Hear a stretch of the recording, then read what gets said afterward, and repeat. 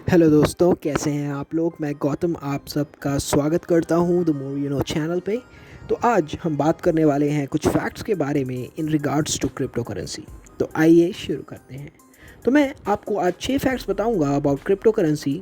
And अगर आपके पास भी ऐसा कोई फैक्ट है जो मैंने इसमें नहीं कवर किया हो तो प्लीज़ उसे शेयर ज़रूर कीजिएगा, क्योंकि अगर आप क्रिप्टो करेंसी में न्यू हैं तो ये 6 फैक्ट्स आपको जानना बहुत ज़रूरी है। तो मेक श्योर आप इस वीडियो को लाइक करते हैं और हमारे चैनल को सब्सक्राइब करते हैं, क्योंकि हम ऐसी वीडियोस निकालते रहते हैं। तो क्रिप्टो करेंसी को हम सब लोग जानते हैं बीटीसी या बिटकॉइन के नाम से भी, जो कि जनवरी 2009 में बनाई गई थी सतोशी नाकामोटो के द्वारा। एंड अभी तक क्लियर नहीं है कि आखिर ये कैसे बनी थी। क्रिप्टो करेंसी आपकी normal online mode of payment की तरह नहीं है एंड इसमें आपको काफ़ी कम ट्रांजैक्शन फ़ीस देने होते हैं। अगर नॉर्मली देखें तो हर गवर्नमेंट अपनी खुद की करेंसी बनाती है जो पूरे कंट्री में चलती है, जिसको हम लीगल टेंडर के नाम से भी जानते हैं, जो कि एक सेंट्रल अथॉरिटी डिसाइड करती है कि कितनी सप्लाई में रहेगी एंड उनके पास ही एक्सेस होता है मार्केट में और करेंसी लाने का। बट जहाँ तक क्रिप्टो की बात है तो क्रिप्टो करेंसी डिसेंट्रलाइज होती है, जिसका मतलब कि किसी सेंट्रल अथॉरिटी जैसे गवर्नमेंट के पास अथॉरिटी नहीं होती इसको एक्सेस करने में या फिर इसके ट्रांजैक्शंस को कंट्रोल करने में। अब जैसे जैसे टाइम बीत रहा है हम देख रहे हैं ज़्यादा से ज़्यादा लोगों को क्रिप्टो में इंटरेस्ट लेते हुए और साथ ही साथ डिजिटल करेंसीज़ में इंटरेस्ट लेते हुए भी। तो अब उस 6 फैक्टर्स के बारे में बात करते हैं जो आपको पता होने चाहिए अगर आप क्रिप्टो मार्केट में न्यू है। तो सबसे पहला fact, total amount of bitcoin is limited. Bitcoin की सप्लाई लिमिटेड है। तो अगर आप क्रिप्टो मार्केट में नए हैं और अगर आप सोचते हैं कि हाँ यार मैं जितनी चाहूँ उतनी क्रिप्टो करेंसीज खरीद सकता हूँ, तो आपको दोबारा सोचना होगा। क्रिप्टो करेंसीज लिमिटेड होती है और इसी वजह से इन करेंसी का प्राइस बढ़ती रहती है, क्योंकि मार्केट में इनकी सप्लाई कम होती है। ये काम करता है डिमांड एंड सप्लाई मोड में। अगर सप्लाई कम होती है कुछ फैक्टर्स की वजह से तो डिमांड में इश्यूज आते हैं regarding shortage of resources, high cost, productivity etcetera, और इसके प्राइस में भी काफ़ी ज़्यादा फ्लक्चुएशन होती है। अब आते हैं सेकंड पॉइंट पे।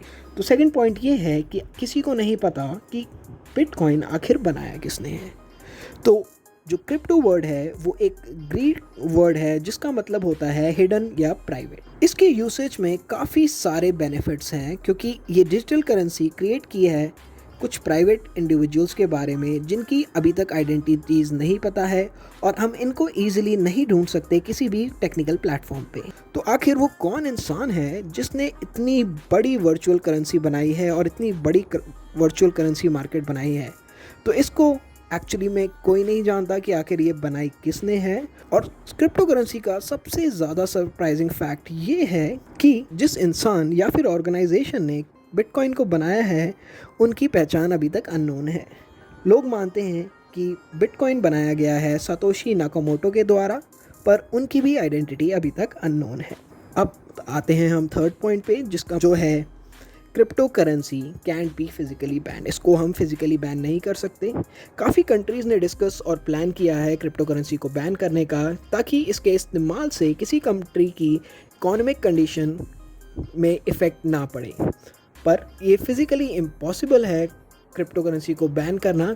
तो इस दुनिया में जो भी इंसान एक क्रिप्टो वॉलेट बनाना चाहता है वो क्रिप्टो वॉलेट आसानी से बना सकता है। हम सब लोग जानते हैं कि काफ़ी सारी कंट्रीज़ ने रेगुलेशंस बनाई है रिगार्डिंग क्रिप्टो करेंसीज, पर crypto currency markets all in all ban नहीं हो सकती है। अब हम आते हैं चौथे पॉइंट पे।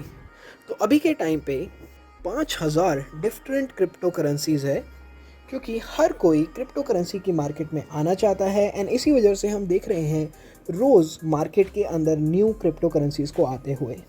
काफ़ी सारी करेंसीज़ यूज़लेस और वर्थलेस है, पर फिर भी लोग उन्हें ख़रीद रहे हैं, क्योंकि कहीं ना कहीं लोगों को लगता है कि ना जाने किसी ना किसी फैक्टर्स की वजह से आने वाले टाइम में उनका प्राइस में हम इंक्रीज़ देखेंगे। अब आते हैं फिफ्थ पॉइंट। चाइना के अंदर 70% से ज़्यादा क्रिप्टो माइनिंग की जाती है, जो कि एक प्रोसेस होता है जिसमें काफ़ी बड़े बड़े ट्रांजैक्शंस रिलेटेड टू मनी और करेंसीज होते हैं इन दी मार्केट, जिसको एक ब्लॉकचेन लेजर में डाला जाता है, जो कि एक डिजिटल लेजर होता है जो होल्ड करता है records of money and transactions of various amounts. और ये काफ़ी सारे कंप्यूटर से किया जाता है। ये एक सिंगल पर्सन नहीं करता है, काफ़ी सारी डिफरेंट ऑर्गेनाइजेशंस करती हैं, काफ़ी सारे इंडिविजुअल माइनर्स करते हैं, ताकि अंदर किए हुए ट्रांजैक्शंस को कोई अपने प्रॉफिट के लिए मैनिपुलेट ना कर सके। अब आते हैं हम 6 पॉइंट पे। तो 6 पॉइंट है दे आर टैक्सेबल। तो ये डिपेंड करता है कि हम किस कंट्री में रह रहे हैं। अभी के टाइम पे क्रिप्टो करेंसी एक बहुत बड़ा रोल प्ले कर रहा है मार्केट में, और ये काफ़ी वेल नोन फैक्ट है कि टैक्स एजेंसीज़ है वो भी अपना प्रॉफिट इसमें से निकालने की कोशिश करते हैं। तो अगर आप क्रिप्टो करेंसी यूज़र है तो आपको भी टैक्सेस पे करने होंगे क्रिप्टो करेंसीज के प्रॉफिट में, अगर आप इसको निकालते हैं as per your countries norms. अपनी कंट्रीज़ के रेगुलेशंस के हिसाब से आपको इसमें टैक्सेस भी देना होगा। तो गाइज़ यही थे 6 मेजर फैक्टर जिनका आपको ध्यान रखना है क्रिप्टो मार्केट में इन्वेस्ट करने से पहले। और जैसे कि मैं कह रहा था कि अगर आपके पास भी कुछ फैक्टर्स है जो आप शेयर करना चाहेंगे हमारी ऑडियंस के लिए, ताकि लोगों को और पता चले इसमें इन्वेस्ट करने से पहले, तो आप वो भी शेयर कीजिए, हमें बड़ा अच्छा लगेगा। तो गाइज़ अगर ये आपको वीडियो अच्छी लगी हो तो प्लीज़ इसे लाइक कीजिएगा, और साथ ही साथ चैनल को सब्सक्राइब करके बेल नोटिफिकेशन पे क्लिक करें ताकि आप हमारी सारी वीडियोस देख पाएँ। तो have a beautiful day guys, have fun, good bye.